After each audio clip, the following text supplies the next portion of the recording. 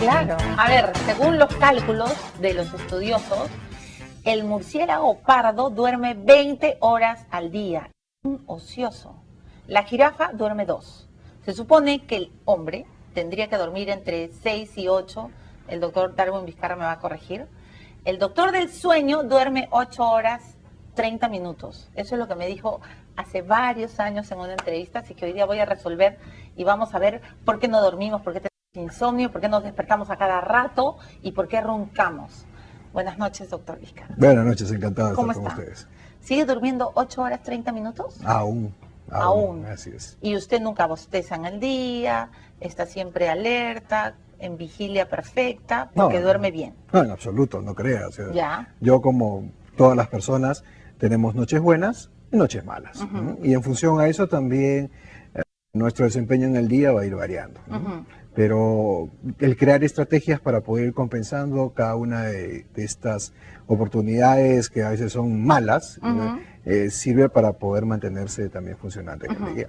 Muy bien, yo le quiero contar un poco a los televidentes cómo empezó su vida. Usted es neurólogo, usted es doctor, se graduó en la Cayetano, pero en sus días de guardia o en sus noches de guardia casi tiene 2 accidentes. Y ahí fue cuando empezó, no sé si es una obsesión, pero su trabajo sobre el reposo, ¿no es cierto? Quería entender qué pasaba en el cerebro. En realidad es absolutamente cierto. Yo he tenido accidentes de tránsito conduciendo y los accidentes de tránsito que he tenido los he tenido fundamentalmente saliendo de guardia. ¿Y qué eran? ¿Microsueños?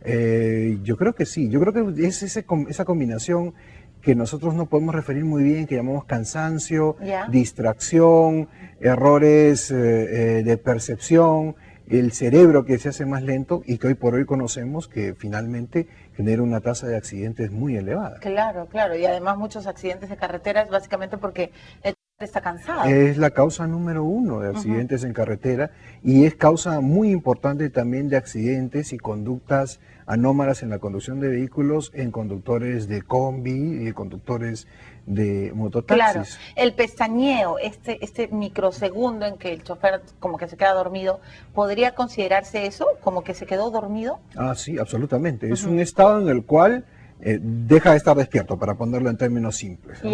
Y microsueño puede ser suficiente para perder la capacidad de estar atento a una velocidad de 80 kilómetros por hora. Eso puede significar 200 o 300 metros de desplazamiento en un vehículo. ¿no? Y en la ciudad de Lima puede significar también un error de cálculo o la dificultad para poder detenerse en el margen adecuado y sobrepasar la línea peatonal. Muchas cosas que nosotros vemos y enfrentamos día a día. ¿no? Le voy a hacer una pregunta tonta, pero usted de repente me la puede graficar de manera fácil. ¿Por qué dormimos? Dormimos porque si no, no podemos vivir. La pregunta no es tonta, la pregunta es sumamente profunda. Pero lo que sabemos es que nosotros tratamos de entender el sueño en base a sus funciones. Y las funciones se explican mucho en función a las carencias, un poco como el amor, o sea, se extraña en la medida que no se tiene. Pues el sueño también, hoy por hoy reconocemos que tiene una serie de problemas que nos han llevado a volver a mirar sobre el sueño y las bondades y la necesidad que tenemos de dormir. ¿Y todos tenemos que dormir 8 horas? Todos tenemos que dormir. El periodo de sueño varía con la edad. Un recién nacido duerme 2/3 partes del día. ¿Por qué eso? ¿Por qué los bebitos duermen tanto? Esa es una excelente pregunta. Lo que sabemos es que a través del sueño se produce un proceso básico de adaptación que es fundamental para la supervivencia. Y hay periodos de la vida en los cuales esas necesidades son mucho más importantes. El periodo del infante, particularmente el recién nacido, es extremadamente importante para el desarrollo de la función cerebral, de la función metabólica, de la función cardíaca. Se supone o se piensa que muchos de los engramas o códigos que de alguna manera van a permitir que ese funcionamiento se active, se encuentran en el sueño. De manera tal que cuando los niños duermen, comienzan a generar un proceso metabólico muy intenso que, por ejemplo, hace que la hormona del crecimiento llegue a niveles que no van a llegar nunca más. Proporcionalmente, y por tanto los niños dupliquen su talla o tripliquen su peso en el primer año de vida. O sea, esos cambios de tal magnitud demandan, por supuesto, que existe un proceso que facilite la liberación de esa hormona, y el sueño lo es por excelencia. Y en una persona adulta, por ejemplo, que ahora está de hecho viendo el programa, ¿en qué le ayuda el sueño? Además de para recuperarse, digamos. Esa pregunta también es sumamente interesante y deberíamos definirla a través de las funciones del sueño. La primera función del sueño es recuperar energía, que es la que todos nosotros podemos estimar, pero desde el punto de vista más sofisticado, existen moléculas en nuestro cuerpo que van acumulando energía, como un banco que nosotros vamos generando. Ese banco y esa cuenta de ahorro de energía cerebralmente se forma cuando dormimos.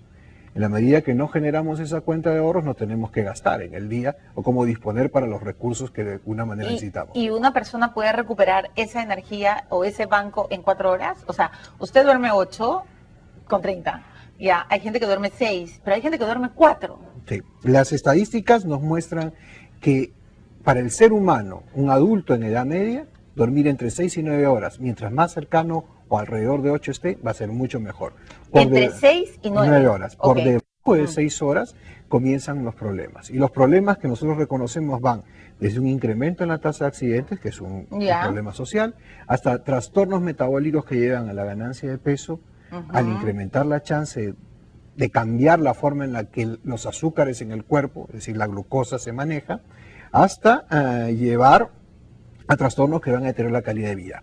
En el otro extremo, para terminar con la idea, por encima de las 9 horas, se produce también lo mismo, pero con un poder estadístico, una potencia un tanto menor. Es decir, cuesta mucho más el dormir poco que el dormir más. Ok, pero igual en ambos extremos no son buenos. Absolutamente. Ya, y entonces, ¿por qué la gente tiene insomnio? Ok, excelente pregunta. ¿Por qué? Porque a veces yo no puedo dormir y a veces estoy leyendo, entro a Twitter y me encuentro con varios Twitter, ya los conozco a todos. De hecho, de paso le mando saludos a Guerra Avisada, ojalá esté viendo el programa para que pueda dormir. Y hay varios que no duermen 3 de la mañana, 4 de la mañana, no duermen. Ok, no duermen por varias razones. Una de las razones más importantes es lo que en estos momentos nos permite estar conversando en una audiencia, la luz eléctrica. Okay. No apagan la luz. La luz eléctrica lo que hace es estimularnos.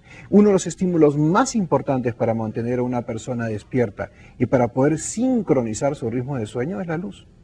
Y la luz es parte inherente del hecho de ver televisión. O sea, la luz como estímulo. La luz como estímulo, esa es una de las primeras cosas. Ya, entonces si yo sé que tengo insomnio o sé que soy un búho, porque usted ha hecho 2 diferencias, recuerdo de las conversaciones entre alondra y búho, ¿no es cierto? Así es. La persona que se acuesta tempranito y se levanta tempranito, digamos, algunos le dicen las gallinitas, ¿no es cierto? Son alondras. Así es. Ya, y los otros que dormimos tarde y nos levantamos tarde, somos los búhos. Exacto. Ya, muy bien. Pero el búho y la alondra, o sea, digamos, de acuerdo a la cantidad de sueño, no quiere decir que uno sea mejor que el otro, simplemente que tienen ritmos distintos. Es cierto, así es. Sin embargo, la capacidad de adaptación a las demandas internas y a las demandas externas es muy diferente. Al que madruga, Dios lo ayuda. No sé, doctora. Ya, pero pero esa frase tiene en sí misma una connotación social. Si nosotros disponemos y vemos los trabajos, excepciones quizá esta, sí, claro. Los trabajos en general son diurnos y las personas que tienen dificultades para levantarse, que son estos llamados búhos, tienen más dificultades para poder copar con las necesidades, para poder trabajar y para poder generar suficientes horas de sueño que eviten estar en privación y les den una buena competencia.